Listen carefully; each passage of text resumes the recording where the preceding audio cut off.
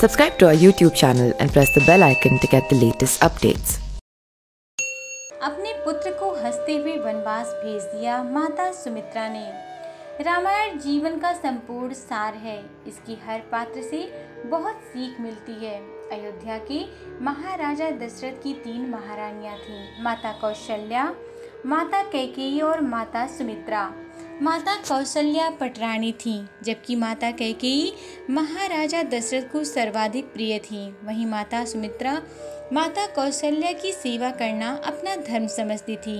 माता कौशल्या ने भगवान श्री राम को, माता कैकेयी ने भरत को, जबकि माता सुमित्रा ने लक्ष्मण जी और शत्रुघ्न को जन्म दिया। भगवान श्री राम को जन्म देने वाली माता कौशल्या और उन्हें वनवास पर भेजने वाली माता कैकेयी के चरित्र के बारे में शास्त्रों में विस्तार से वर्णन किया गया है, लेकिन माता सुमित्रा के चरित्र के बारे में कम ही जानकारी मिलती है। वाल्मीकि रामायण के अलावा भगवान श्री राम के जीवन पर लिखे अन्य धार्मिक ग्रंथों में माता सुमित्रा के चरित्र का उल्लेखनीय वर्णन नहीं है, जबकि रामायण में माता सुमित्रा जैसा त्याग का अनुपम आदर्श और कहीं मिलना असंभव है।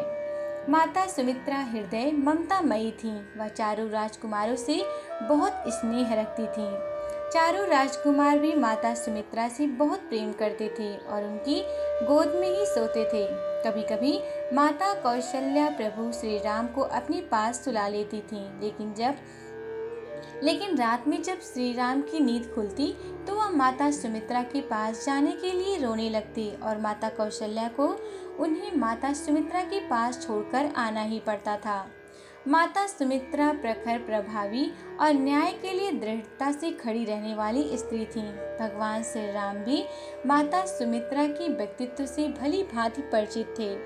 यही कारण है कि जब भगवान श्री राम वनवास पर जाने वाले थे तो उन्होंने माता कौशल्या से वनवास पर जाने की अनुमति मांगी, लेकिन वह माता सुमित्रा के पास नहीं गए। श्री राम ने अपने भाई लक्ष्मण को माता सुमित्रा से वनवास पर जाने की अनुमति लेने के लिए भेजा।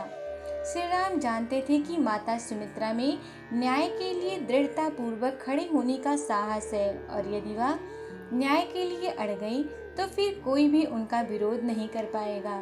रामायण में एक प्रसंग है कि जब लक्ष्मण ने माता सुमित्रा से प्रभु श्री राम के साथ वनवास पर जाने की अनुमति मांगी तो माता सुमित्रा ने लक्ष्मण से कहा कि तुम श्री राम को पिता, सीता को माता और वन को अयोध्या मानकर सुखपूर्वक श्री राम के साथ बन जाओ।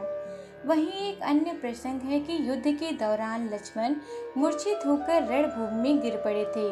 जब इस बात का समाचार माता सुमित्रा को मिला तो उन्होंने कहा कि मेरा पुत्र श्री राम के लिए लड़ते हुए जमीन पर गिरा है। यह जानकर मैं धन्य हो गई। मेरे पुत्र ने मुझे पुत्रवती होने का सच्चा गौरव प्रदान किया है। प्राणों से भी प्यारे अपने पुत्र को साहस वनवास पर भेज देना और उनके मूर्छित होने पर गर्व करना, यह उनकी चारित्रिक उदारता का प्रमाण है। Subscribe to our YouTube channel and press the bell icon to get the latest updates.